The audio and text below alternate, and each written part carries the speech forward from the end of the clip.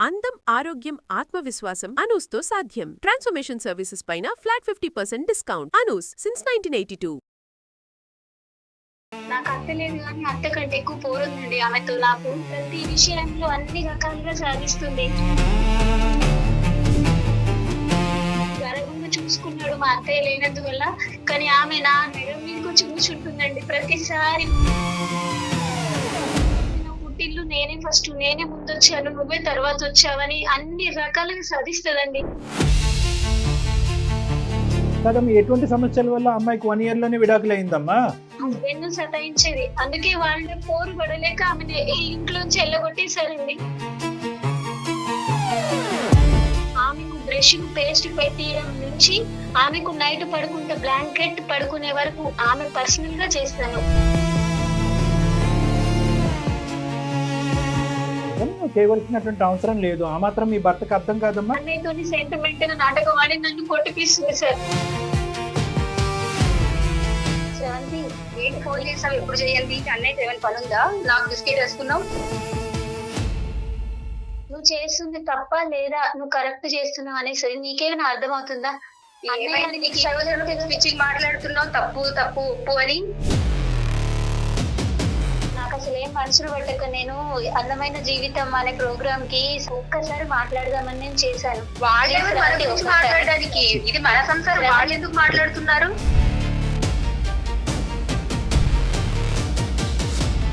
తను మంచి నేర్పిస్తే నేను నేర్చుకునే పొజిషన్ లో తప్పే ఉందమ్మా?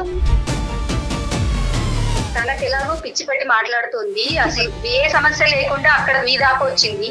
కనీసం మీరైనా తన కౌన్సిలింగ్ ఇవ్వండి. నువ్వు ఏలికేస్తే కాలికేస్తున్నావు తల్లి, కాలికేస్తే ఏలికేస్తున్నావు. నేను మా అన్నయ్య వాళ్ళ ఇంట్లో ఉండడం తప్పంటారా?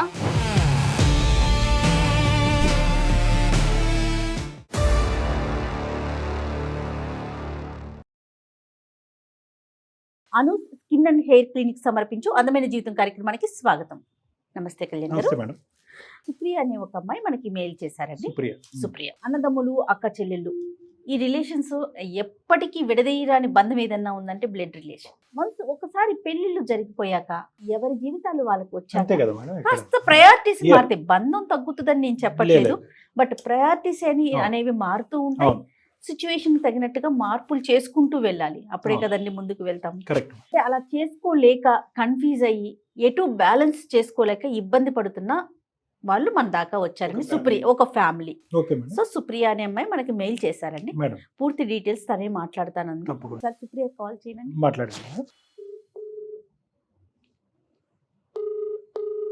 హలో, నేను అందమైన జీవితం నుంచి మాట్లాడుతున్నానండి. నా పేరు జయ, నాతో పాటు డాక్టర్ కళ్యాణ్ చక్రవర్తి గారు ఉన్నారు. సార్ మాట్లాడతారా? మాట్లాడతాను మేడం. అదే, నమస్తే అమ్మా. మీరు ఏం చేస్తూ ఉంటారమ్మా? మీ సమస్య ఏంటి? సార్ నా పేరు సుప్రియ అండి. రైట్. మా హస్బెండ్ పేరు అరవింద్ గారు. మా పెళ్లి 4 సంవత్సరాలు అవుతుందండి.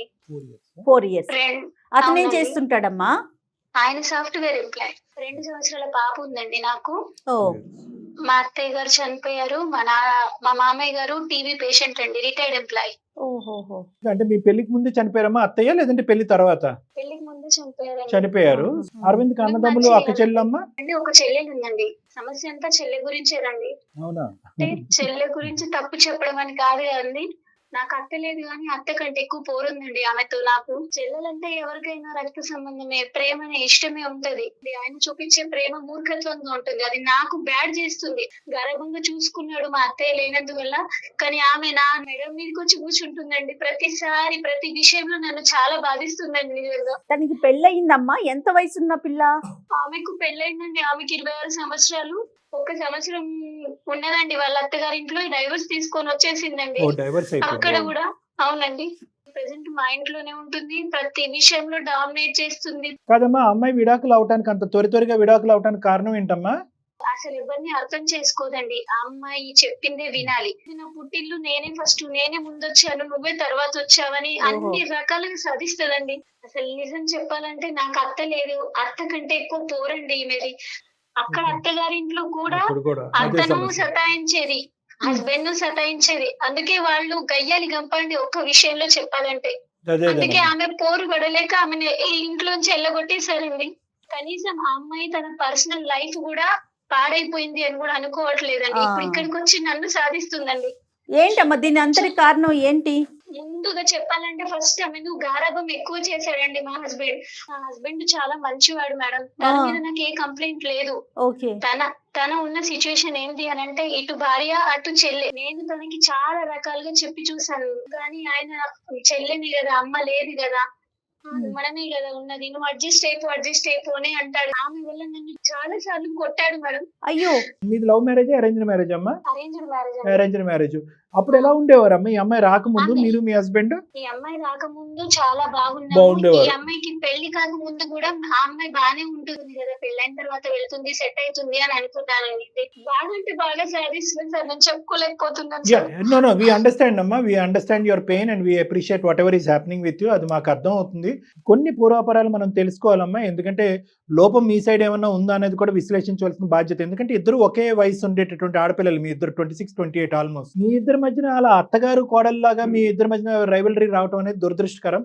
ఎప్పుడైనా కూడా మీ హస్బెండ్ గారు మీ ఇద్దరి మధ్యన ప్రైవేట్గా ఉన్నటువంటి సమయంలో, అవును మా చెల్లెలి యొక్క బుద్ధి అలాంటిదే, ఆ అమ్మాయి చిన్నపిల్లల మనస్తత్వం కాబట్టి కొద్ది సర్దుకుపో అనే విధంగా వాళ్ళ చెల్లి యొక్క తప్పుని ఎప్పుడన్నా నీ ఎదుర్కొంటే అంగీకరించారా? అలాగే చెప్పాడు సార్. అలా చెప్పడం వల్లనే ఆమె ఇంకా ఎక్కువ చేస్తుంది సార్. ఈ విషయం కనీసం అమ్మాయికి తెలియకుండా బాగుండేది, కానీ అన్నయ్యనే నాకు సపోర్ట్ చేస్తున్నాడు కదా అని చెప్పేసి ఆమె నెత్తి కూర్చుంటుందండి ప్రతి విషయంలో అండి. ఇప్పుడు మీరు అడిగారు సార్, ఇద్దరు ఒకటే ఏజ్ కదా, మరి ఎవరిది తప్పు నాకు తెలియాలి అని అంటే మీరు ఏంటి అన్నారు కదా సార్. చిన్న ఎగ్జాంపుల్ చెప్తాను సార్. నేను ఇంట్లో పనంతా నేనే చేస్తాను సార్. ఆమెకు బ్రష్ కు పేస్ట్ పెట్టియడం నుంచి ఆమెకు నైట్ పడుకుంటే బ్లాంకెట్ పడుకునే వరకు ఆమె పర్సనల్ గా చేస్తాను. ఇంట్లో వంట పనైనా, బట్టలు ఉతకడమైనా, గిన్నెలు తోమడమైనా ప్రతి పని నేనే చేస్తాను. మా మామయ్య గారు పేషెంట్ కదా, తనని చూసుకోవాలి, మా హస్బెండ్ ని చూసుకోవాలి. ఇవన్నిటికీ నాకు ఏం బాధ లేదండి, నేను ఇది బాధ్యతగా భావిస్తాను. ఒక్కొక్కసారి లేట్ గా లేస్తుంది సార్. లేట్ గా లేచి ఆమె టిఫిన్ చేయకుండా బాక్స్ కూడా, లంచ్ బాక్స్ కూడా తీసుకోకుండా వెళ్ళిపోతుంది సార్. ఏంటమ్మా ఆఫీస్ జాబ్ చేస్తుందా తను? అవును మేడం, తను నర్సింగ్ గా చేస్తుంది. ఓకే. ఆఫీస్ కి వెళ్ళి తీసుకోకుండా మళ్ళీ వచ్చిన తర్వాత అన్నయ్య చూడు వదిన ఎట్లా చేస్తుంది, నాకు టిఫిన్ కూడా పెట్టలేదు, పొద్దున టిఫిన్ కూడా చేయకుండా, నాకు లంచ్ బాక్స్ కూడా పెట్టకుండా నన్ను ఏం పట్టించుకుంటలేదు. ఆవిడే నర్స్ అమ్మా. ఇక్కడ నువ్వు ఆవిడకి సేవలు చేస్తే ఆవిడ వెళ్ళి పేషెంట్లకు సేవ చేస్తుందా? టూత్ బ్రష్ మీద పేస్ట్ పెట్టుకోలేదు ఆవిడ? నా భర్త ఒకటే మాట చెప్తాడు సార్, అమ్మ లేదు కదా, మనమే చూసుకోవాలి, తనకు ఇప్పుడు ఎక్కడ ఫ్యామిలీ లేదు. ఈ అమ్మాయి మొండితనం వల్ల, పిచ్చితనం వల్ల జీవితాన్ని పాడు చేసుకుని పరువు రోడ్డుకి వేస్తుంది అనేది ఎవరు కూడా అనట్లేదా? వీళ్ళెవరుని ఎవరు అనట్లేదు సార్. ఆమె పర్సనల్ లైఫ్ మీద కూడా టెన్షన్ లేదు సార్. భార్య అంటే ఎలా ఉండాలి అనేటటువంటి విధంగా నువ్వు ఉన్నావు, భర్త అంటే ఎలా ఉండాలనే విధంగా అతను ఉన్నాడు. ఈ రోజు ఈ అమ్మాయి మధ్యలో దూరి మీ ఇద్దరి మధ్యన చివాట్లు పెడుతుంది, గొడవలు పెడుతుంది అనేది ఆ మాత్రం ఇంగితం మీ ఆయనకి తెలియదమ్మా? ఏ చెల్లి నీ పని నువ్వు చూసుకో అని అంటున్నాడా? లేదంటే ఆ అమ్మాయి అక్కడ డైవర్స్ తీసుకుని ఇక్కడికి వచ్చి బాధపడుతుంది కాబట్టి ఆ అమ్మాయిని ఇంకా కాస్త పేషెంట్ గా చూడాలని అనుకుంటున్నాడా? ఆయనకు కూడా తెలుసు సార్, ఈ అమ్మాయి కొంచెం మొండిది, ఇది చెప్పిన మాట వినదు, తనకు కావాల్సిందే కావాలంటుంది అని తన మనస్తత్వం తెలుసు సార్. నాకు కూడా చెల్లి లాంటిదే సార్. నేను ఇప్పుడు మీకు చెప్పడం కూడా ఏదో తన మీద నేను షికాయత్ చెప్పాలి, తనేదో చెడిపోవాలని చెప్పట్లేదు సార్. నేను కోరుకునేది ఒకటే సార్, ఆమె నా జీవితంలో డిస్టర్బ్ చేయొద్దు. తను మా ఇంట్లో ఉన్నా పర్వాలేదు సార్, కాకపోతే తను మంచిగా కలిసి ఉండాలి. నాకు కూడా ఒక చెల్లి లాంటిదే సార్. తను నాతో కలిసి ఉండాలి, మంచిగా ఉండాలని అనుకుంటున్నాను. నేను చేసే పనిలో ఆమె సహాయం చేయాలని కూడా నేను అనుకోవట్లేదు. చిన్న మాట సార్, సినిమాకి వెళ్తే నాకు ప్రైవసీ లేదు, మాతో వస్తా అంటుంది. గుడికి వెళ్తానంటే ప్రైవసీ లేదు. నాకు 2000 రూపాయల డ్రెస్ కొనుక్కుంటే ఆమెకు నాకు 2500 కావాలంటది. 2500 డ్రెస్ ఆమెకు నచ్చినా నచ్చకపోయినా కాస్ట్ చూస్తారు సార్. ఈమె కంటే నాకు ఎక్కువ ఉండాలి, వదిన కంటే నాకు ఎక్కువ ఉండాలి, ఈ అమ్మాయి పై చేయి ఉండాలి అన్నయ్య కళ్ళల్లో. Okay sir. ప్రతి విషయం సినిమాకి వెళ్ళినా కూడా అంతే సార్. ఈ సినిమా వెళ్ళాలి, ఆ సినిమా వెళ్ళాలని, ఏ సినిమా వెళ్దామని నా హస్బెండ్ నన్ను అడిగినా కూడా నేను ఏదైతే అడుగుతానో దానికి అపోజిట్ గా అడుగుతుంది సార్.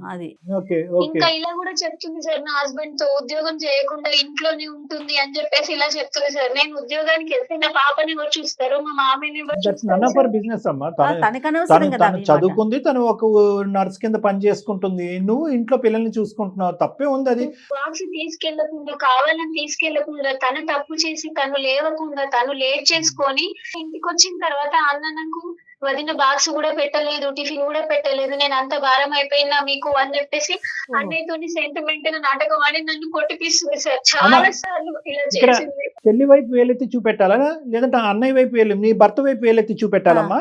ఏమ్మా ఇతనికి కామన్ సెన్స్ లేదా? మీరిద్దరు ఇష్టపడి పెళ్లి చేసుకున్నారు, ఒక ఆడపిల్లని కన్నారు.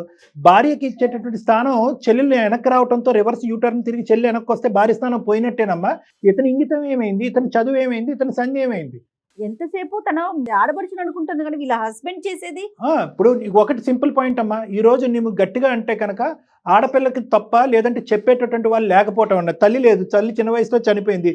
ఇద్దరు మగాళ్ళు, మంచం పట్టినటువంటి ఒక తండ్రి. బాధ్యత ఎవరిదమ్మా? తండ్రి బాధ్యత అయినా, అన్నయ్య బాధ్యత అయినా, ఒక మగాడు బాధ్యత అయినటువంటి అమ్మాయిని లైన్లో పెట్టవలసినటువంటి ఆలోచన అతనికి ఉండాలి. నెంబర్ 1.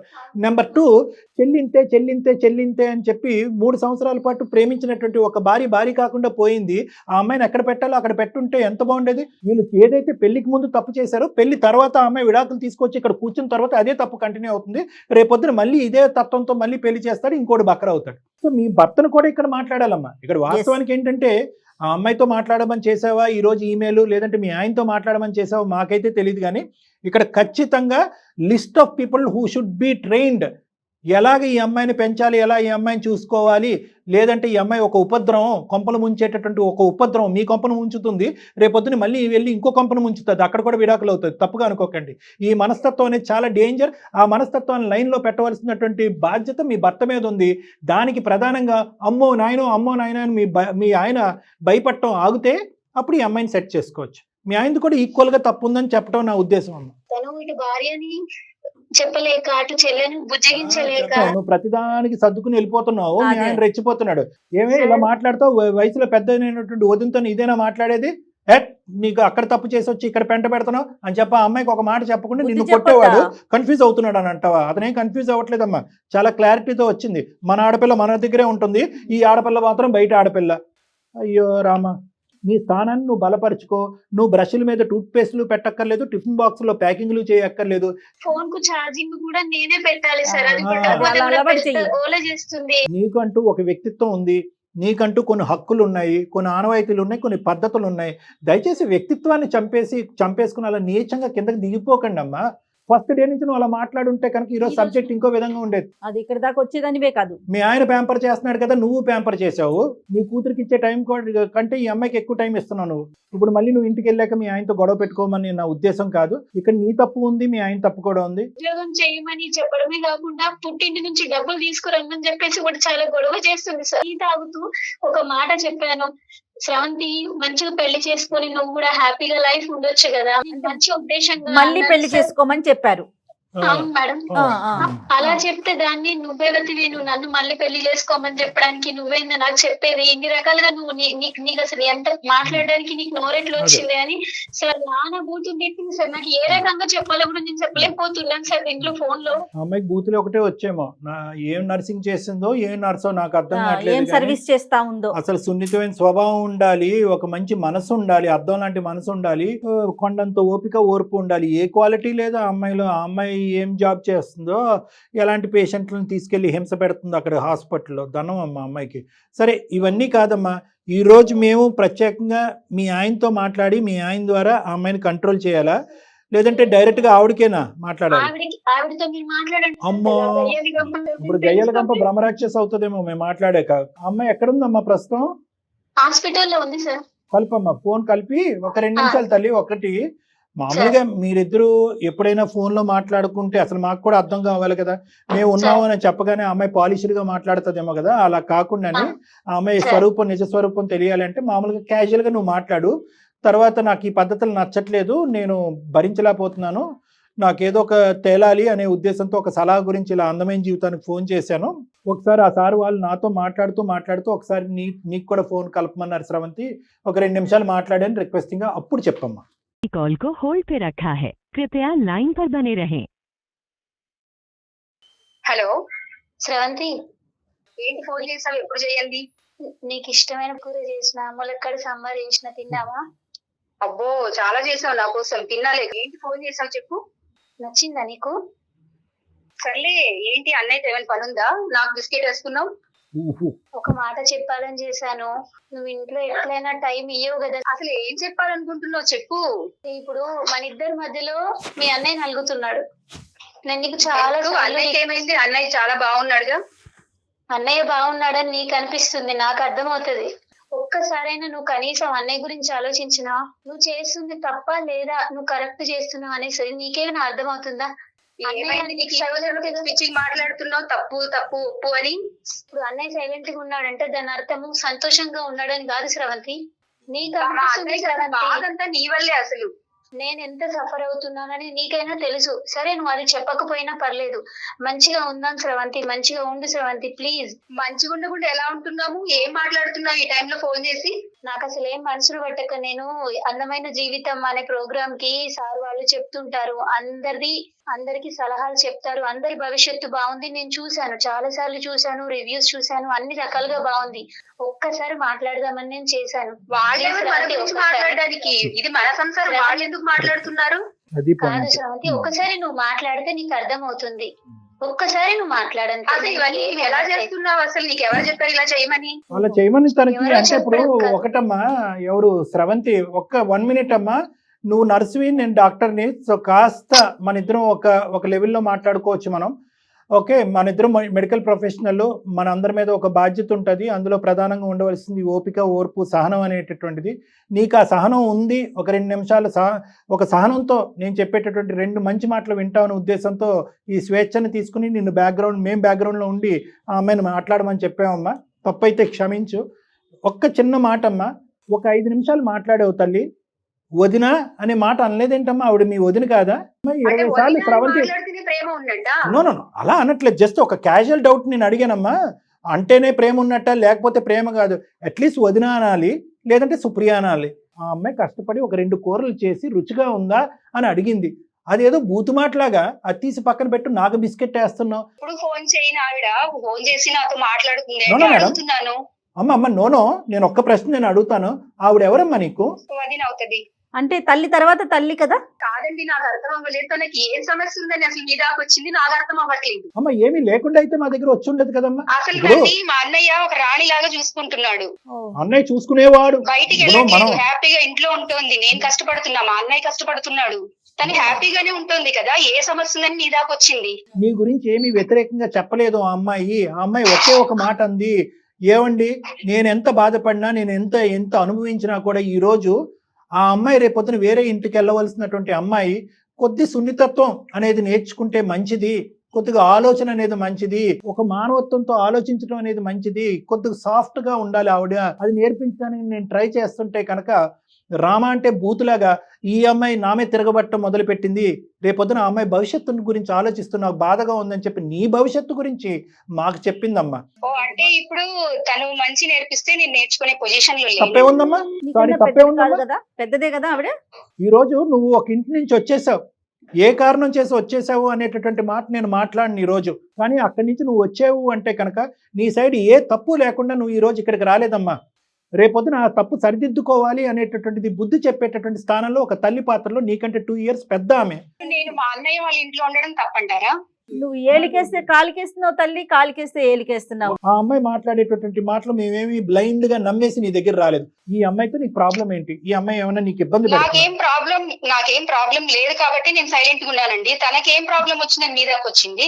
కాదు, మీరు అంటున్నారు కదమ్మా, ఆ అమ్మాయికి ఏ ఫుల్ టైం జాబ్ లేదు, మేమే బయటకు వెళ్ళి కష్టపడుతున్నాం, ఈ అమ్మాయికి ఇంట్లో తిని పడుకుంటుందని అంటున్నావు కదా. మరి ఇంకేం కావాలండి? చాలా ప్రశాంతంగా ఉంది కదా బయట. బాక్సుల్లోకి అన్నం కూర ఎవరు ఇస్తున్నారమ్మా? ఎలా వచ్చేస్తున్నాయి? వాటంతా అవి నడుచుకుంటూ వచ్చేస్తున్నాయా? మీ మరి బట్టలు అవి కబోర్డ్ లోకి, చేయకపోతే ఇంకేం చేస్తుందండి? నేను ఒక మాట చెప్తా వినమ్మా. కబోర్డ్ లోకి బట్టలు వాటంతట వాటికే వెళ్ళిపోతున్నాయా? గిన్నెలు వాటంతట అవే శుభ్రంగా అయిపోతున్నాయా? ఇంట్లో పని అంతా ఎవరు చేస్తున్నారు? అవును మేడం, Tooth brush ప్రపంచంలో మీద ఇంకెవరు paste. చేయట్లేదా మేడం? అదేనమ్మా, నువ్వు చేసే పని నువ్వు చేస్తుంటే తను చేసే పని తను చేస్తా ఉంది కదా.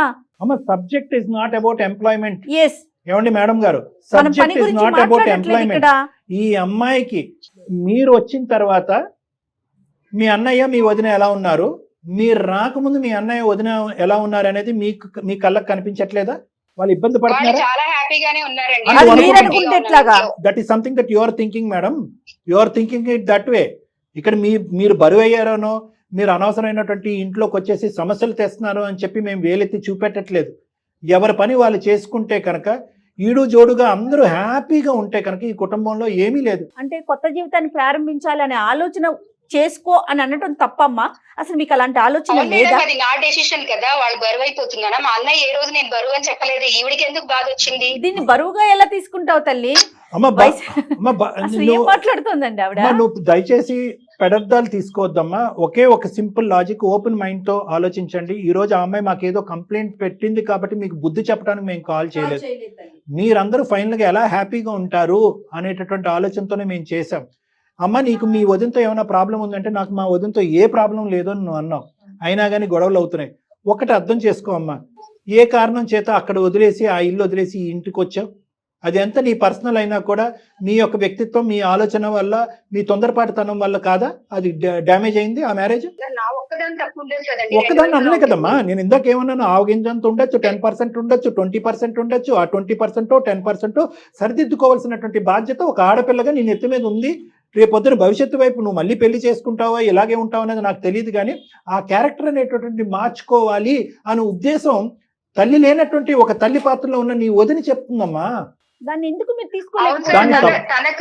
తనకు ఎలాగో పిచ్చి పెట్టి మాట్లాడుతుంది. పిచ్చి అసలు పట్టి. ఏ సమస్య లేకుండా అక్కడ మీ దాకా వచ్చింది. కనీసం మీరైనా తన కౌన్సిలింగ్ ఇవ్వండి. నాకు కాదు ఇవ్వాల్సింది. అమ్మా మాకు ఎవరికి కౌన్సిలింగ్ ఇవ్వాలో మాకు బాగా తెలుసు.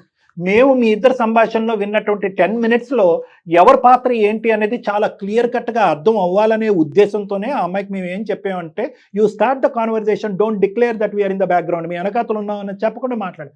వదిన అనే పలకరింపు లేదు, ఒక కన్సర్న్ లేదు. ఆ అమ్మాయి పెట్టినటువంటి ఫుడ్ ఎవరి గురించి పెట్టవు అనేటటువంటి విధంగా మాట్లాడుతున్నావు. అన్నయ్యతో నేను ఏమన్నా రికమెండ్ చేయాలా, అందుకే నువ్వు నాకు బిస్కెట్ ఇసురుతున్నావు అన్నట్టు మాట్లాడుతున్నావు. భార్యాభర్తల ఏమ్మా? మధ్యలో నువ్వెవరు అసలు? ఇవి ఎగ్జాంపుల్స్ కావా? నీ వ్యక్తిత్వం ఏంటి, నీ ఆలోచన ఏంటి అనేది, నీ ఉద్దేశం ఏంటి అనేది అర్థం అవటానికి వాళ్ళిద్దరి మధ్యన నువ్వు పుల్ల పెడుతున్నావు, భార్యాభర్తల మధ్యన పుల్ల పెడుతున్నావు అని అనుకోవటానికి ఇక్కడ లేదా? ఆ 4 మాటలు చెప్పట్లేదా మాకు? నేను ఒకటే చెప్తున్నానమ్మా, ఈ రోజు మీ వదిన గురించి నువ్వు మారమని నేను అనట్లేదు, మీ అన్నయ్య గురించి మారమని అనట్లేదు. నీ భవిష్యత్తు దృశ్యం మారమనేటటువంటి ఉద్దేశంతో ఆమె ఆ అమ్మాయి ఏడుస్తూ బాధపడుతూ ఇందాక చెప్పినంత అంతా విన్న తర్వాత సుప్రియ తర్వాత నాకేమనిపించింది అంటే కనుక, ఓహో ఈ అమ్మాయి ఫైనల్గా ఆ అమ్మాయి బ్రతుకుతుంది, ఏ పీజీ హాస్టల్లోనో పెట్టండి, అప్పుడు కానీ నేను నా మొగుడు సుఖపడలేవు అనే కోరుతుందేమో మా ద్వారా అని అనుకున్నాను. కానీ అలా అనలేదు ఆ అమ్మాయి. సార్ ఇలా అయితే సర్వనాశనం అయిపోతుంది సార్, ఆ అమ్మాయి జీవితం కళ్ళెదురుకుంటే సర్వనాశనం అవుతూ ఉంటే కనుక నా మొగుడు సంతోషంగా ఉండలేడండి, అతనికి సర్వస్వం ప్రాణానికి ప్రాణం తన చెల్లే అనేటటువంటి ఉద్దేశంతో తను ఏమంటుందంటే, ఆ అమ్మాయిని మార్చండి సార్, ఆ అమ్మాయి ఉద్దేశాన్ని మార్చండి, ఆలోచనని మార్చండి అంటున్నారు. తప్ప నాన్న? సార్ నేను ఎందుకు పీజీలో ఉంటాను సార్, అది నా ఇల్లు, నాకు రైట్స్ ఉన్నాయి. మా అన్నయ్య ఇల్లు, అది నా ఇల్లు. మా అమ్మ తర్వాత నాది అది స్థానం అక్కడ. ఉండమన్నారా? బయట నుంచి వచ్చింది ఆ అమ్మాయి. కావాలి ఆ అమ్మాయికి అంతగా కష్టంగా ఉంటే తను వెళ్ళిపోమనండి, అన్నయ్యని వదిలేసి విడాకులు ఇచ్చి వెళ్ళిపోమనండి.